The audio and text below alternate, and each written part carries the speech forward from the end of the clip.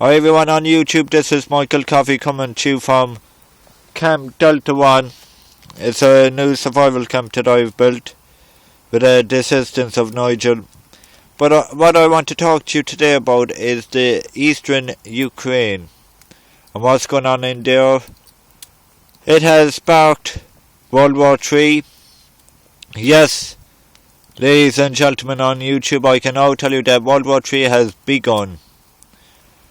And it's going to continue to build up until both US and Russia, China and other countries are in full war with each other. Basically, when the US couldn't enter into Syria or get Assad removed, then problems began. And you might ask,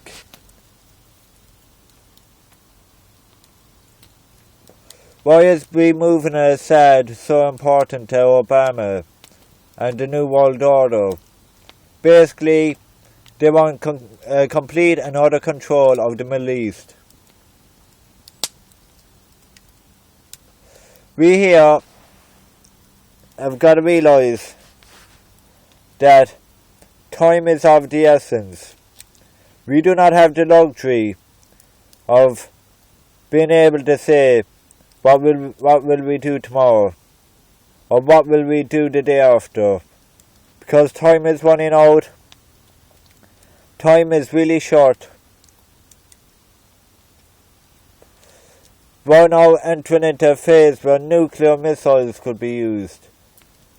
ICBMs could be launched. And this is what the New World Order wants. Complete and utter depopulation. How would you and your family survive? There's a lot of things that you gotta say, well, how will this affect me?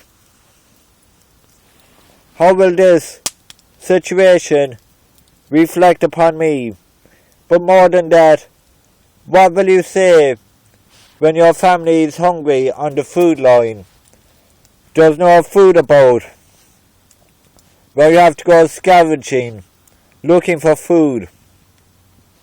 But more than that, what would you do if there was a nuclear attack? You had to deal with radioactive fallout. Or if a nuclear missile hit 40 miles away from you, or 30 miles. How would you deal with that? How would you deal with going through areas that has high levels of radiation, or the fact that the water supply has been contaminated by radioactive particles? These are all things to think about. But more so than the welfare of your family must come first. You must think about all these things. What's happening in the Middle East? What's happening in Ukraine? What's happening in other parts of the world do affect you and your family in your country.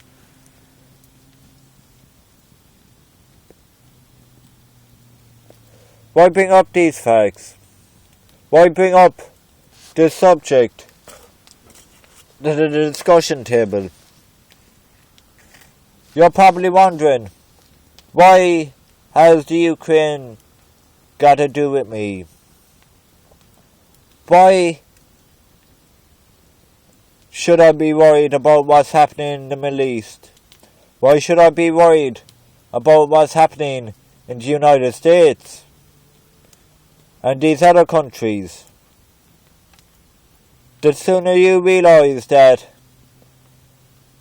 everything that happens around the world impacts everyone, because there's no longer a single country anymore.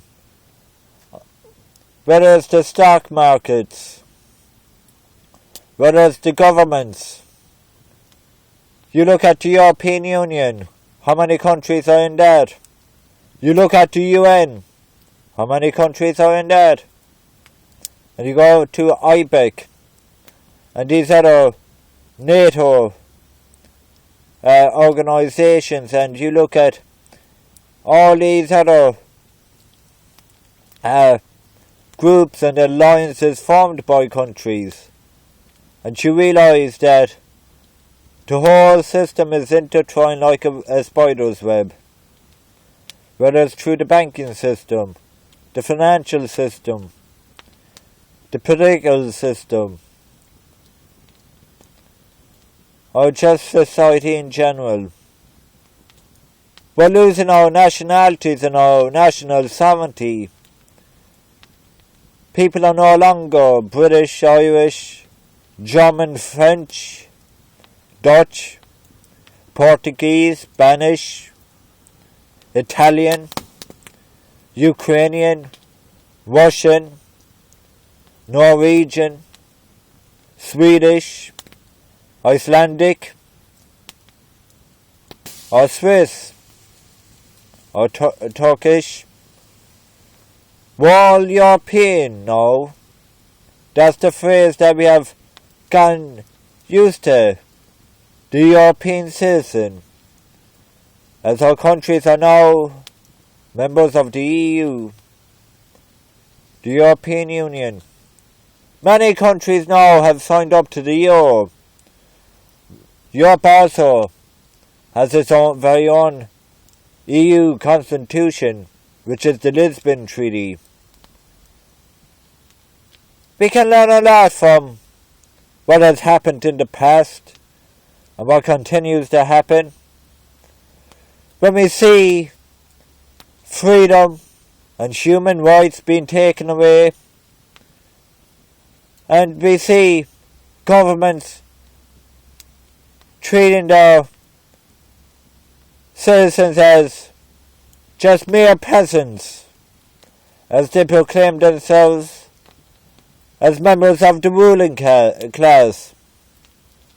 We can see all this impacting us, but can we really stand up and say, yes, I am free, when in fact we are all wearing invisible chains, chained to slavery, to a system called the New World Order. It's time to educate yourself. Get prepared. Time is short. Thank you for listening, and please do stay tuned for the broadcast. Thank you. Cheers.